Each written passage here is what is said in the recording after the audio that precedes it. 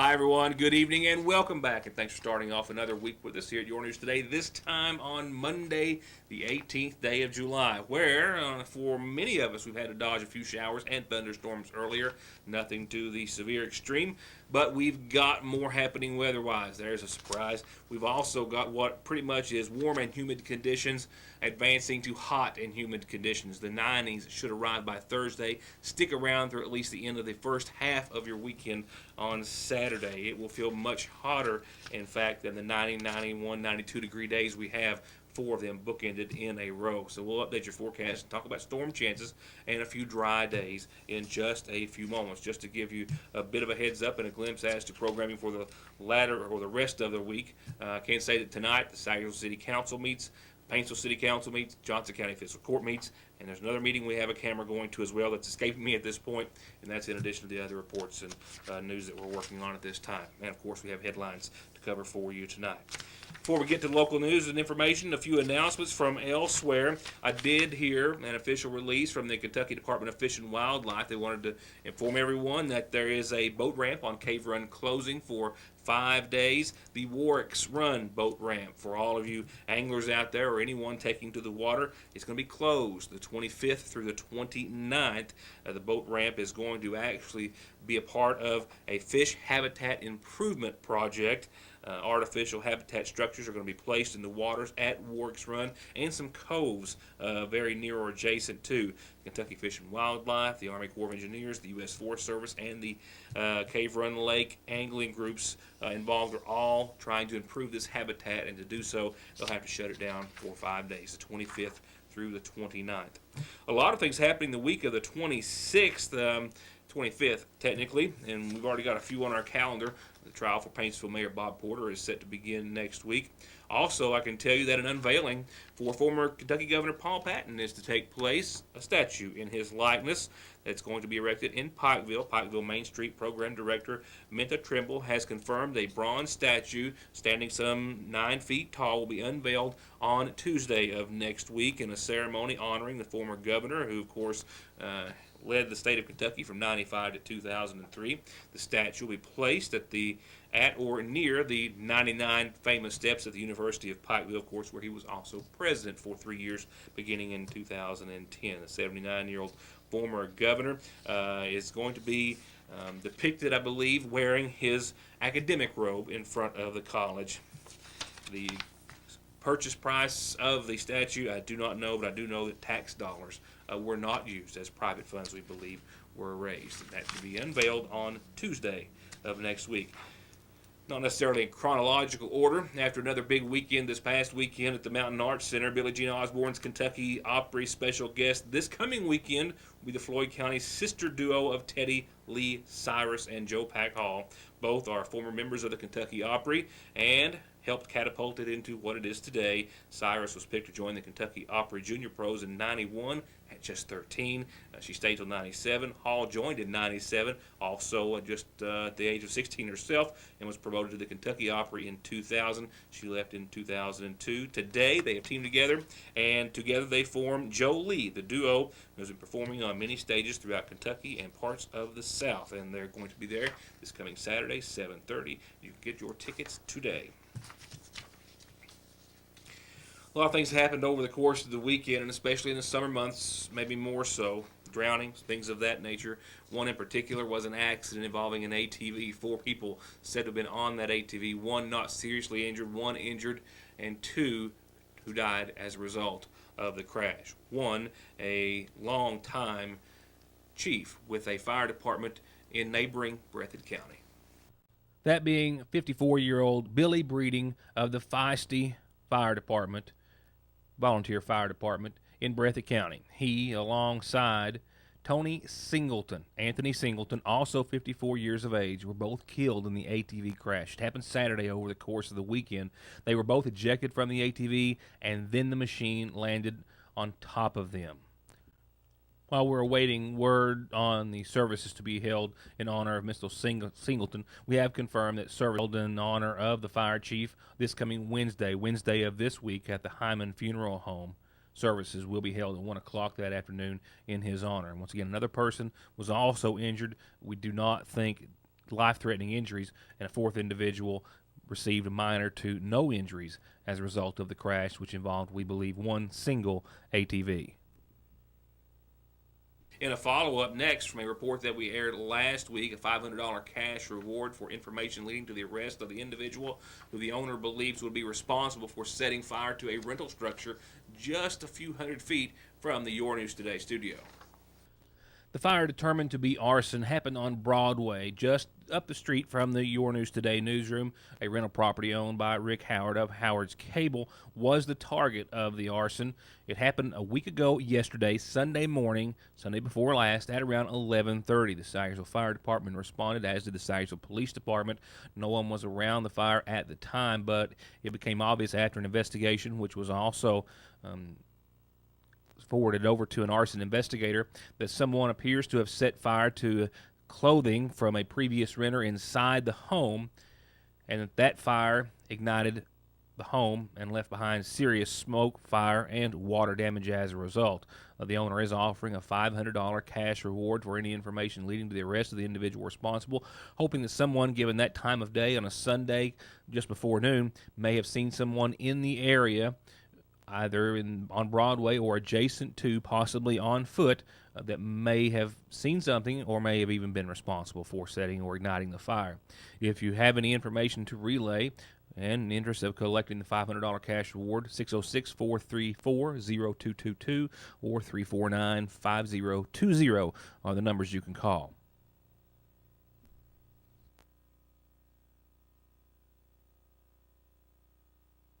For high-speed internet starting at 15 meg for all of your gaming, movie, home, and business solutions, or to watch TV, including your favorite local channels without a contract, with hundreds of channels and digital and HD quality, and to stay connected 24/7 with friends and family, a direct line to 911, or to give your business the link it needs, choose telephone service you know is always there. Just click on their link on this site to find out how affordable the latest technology in communications can be. Foothills Communications. Today's show, I was able to give you just a little bit of information saying that bids had been let out for the Restaurant Row portion of the Mountain Parkway expansion project. We now have an official release and some remarks tonight from the project manager, Marshall Carrier, on the subject. I often refer to it as part of the expansion project. It is actually the first extension. Restaurant Row is the first extension of the Mountain Parkway in more than a half a century, and it will begin soon as contractors start to widen the roadway through Sayersville's Restaurant Row. It's a 2.4-mile project to improve the safety and ease mobility through the busiest and most visible stretch of roadway along the Mountain Parkway corridor. The Transportation Cabinet did confirm today that they awarded construction contracts to Hinkle Contracting last week to perform work along the Restaurant Row segment of the project. This project will continue construction already underway to widen and expand the Mountain Parkway immediately west of Sayersville. When the Restaurant Row project begins, a total of more than 8 miles of the Mountain Parkway roadway will be under construction simultaneously in Magoffin County. Marshall Carrier says that they've reached an important point in the Mountain Parkway expansion. The Restaurant Row segment is unlike any other part of the project because it serves dozens of Magoffin County businesses and is a vital connector that links the Parkway to Johnson, Floyd, Pike, and several other eastern Kentucky counties. Construction will begin this summer, before the summer's over. No firm date, though, even today, has been set, I'm told, with more details about the project, the schedule, and impacts to be announced sometime in the coming weeks. The Restaurant Row segment begins just east of course, exit 75, and goes to just east of the 114-460 intersection at Rockhouse Road. Over the next 3 years, they say 3 years, the main roadway will be widened in this particular portion of the parkway to 4 lanes and converted to a partially controlled parkway that they say is going to improve the flow of traffic through Restaurant Row while ensuring access to the businesses, homes, and other facilities. So they're estimating it to start this summer and potentially to take up to 3 years to complete. I don't know if you've heard or not, but the Republican National Convention is tonight. You couldn't be anywhere and not have heard that. and I think most everyone in the viewing area may already know the main reason that a lot of folks will be watching. We'll talk about that and some other local headlines in just a few moments right now. Before I go on to the rest of your community calendar, I've got one that I don't have typed in, and it comes from our friends, the New Bethel Assembly of God in Burning Fork. They're inviting kids 3 and up to Vacation Bible School this week. It starts on Wednesday, goes through Saturday. It's 6 to 8 p.m. nightly. Moms, dads, parents, and caregivers are having a pool party on Saturday evening, and attendees will receive free school supplies and be entered to win prizes, including bicycles. So join them as they learn about the greatest superhero in history. It's Vacation Bible School at New Bethel Assembly of God this Wednesday through Saturday, 6 o'clock nightly. And they've also got another event coming up they want me to put out there for you. The question is, do you have children with special needs? And if you do, they invite you to a fun-filled night specifically designed to meet their needs. Their trained staff is going to make sure your kids have a great time learning about Jesus in a safe environment. This special one-night event is July the 29th at 6, of course, also at the New Bethel Assembly of God. As for the rest of your McGoffin Farm Bureau sponsored community calendar, I've got a correction that I've just been made aware of. I need to make to the summer feeding program list. It still goes on till the end of this month on the 29th, and they're serving lunch free to all the kids at these locations for a half hour, basically Monday through Friday at every location except for the Ramey Park, where it's Monday through Thursday. But the one that I have a correction to is they tell me today the Licking River Baptist is not at the church, but it's at their center there at the old Salyer Elementary School, and that's where they're going to be at 11 each weekday for half an hour with free lunch for the kids. All the other times and dates, I believe, are still correct.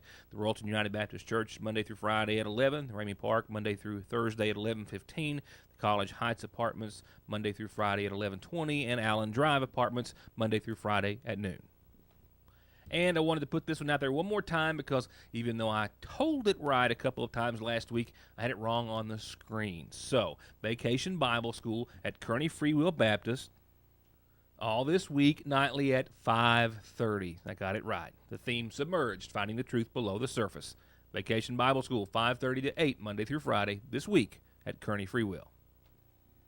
And if you've got an announcement you want on the program you need everyone to know about, tell me and we'll tell them. Just send it in any way you can get it to us, and we'll air it for you.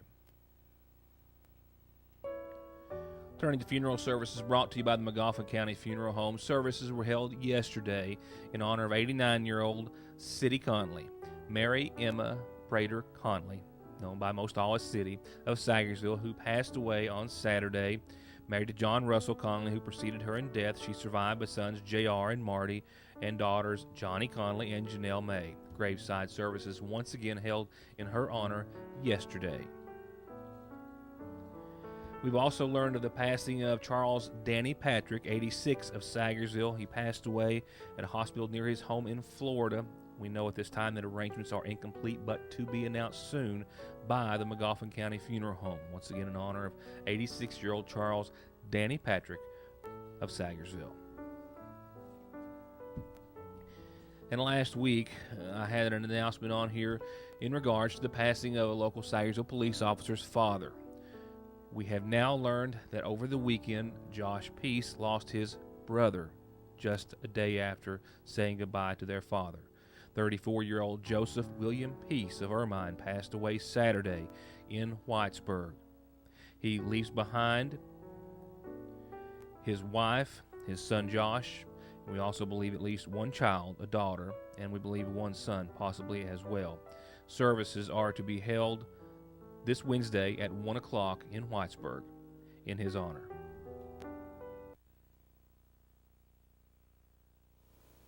I don't know if there's anyone in the nation or elsewhere who does not know that the Republican National Convention starts tonight in Cleveland. But for a lot of folks, it might not be the respective Republican nominee or others they'll be tuning in to see. For a lot of Eastern Kentuckians and a lot of other fans across the nation, they'll be tuning in first thing to see Johnson County's Marlena Vanhoose. Courtesy of her YouTube page, one of the countless appearances she has made across this nation. Due to her dynamic voice and personality, she has received invitations to sing the national anthem and other presentations at some of the world's biggest sports and other venues. And I would think that tonight certainly will rank up there thus far among some of the biggest stages that she has taken. The security off the charts tonight in the wake of the Baton Rouge and Dallas events. The Make America Safe Again event. We'll see the likes of the Trumps. Rudy Giuliani will be speaking. Mitch McConnell set to take the podium or stage tomorrow night. But kicking it all off tonight, promptly at 8:10, I say promptly, if everything goes on schedule. Nevertheless, shortly after 8 o'clock, Marlena Van Hoos, who has delighted so many people around this country with not just the national anthem, but so many other performances. And tonight she will take center stage at the Republican National Convention. You'll be tuning in, as will I.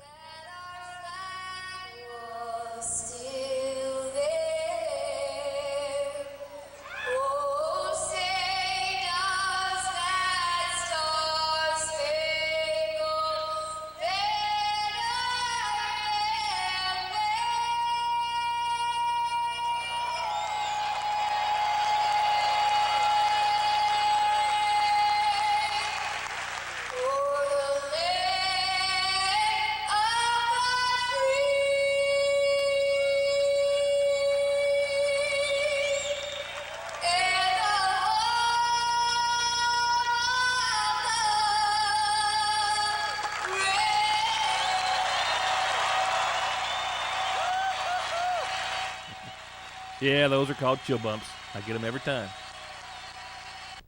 As I'm needing to quickly get out the door to catch our first meeting of the night, a couple of recalls I just wanted to pass along to you real quickly. This does involve 5.4 million bottles of liquid plumber. I got one under the cabinet, which if you have small kids is not always a good place to put them, especially these bottles in particular.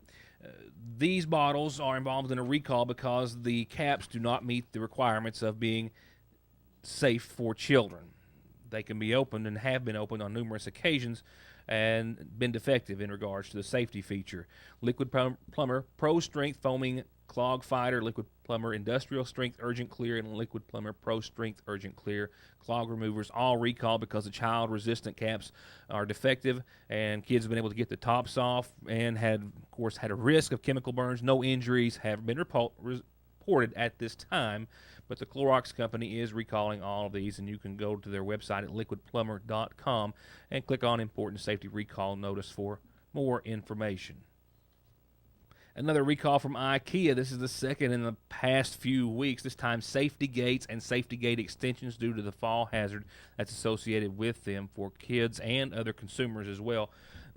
Recall involves about 80,000 IKEA Patrol Fast, and Patrol Clama safety gates and the safety gate extensions. They're white. They're made of beechwood, steel, or plastic. They're the pressure-mounted gates that you can open without having to use your hands.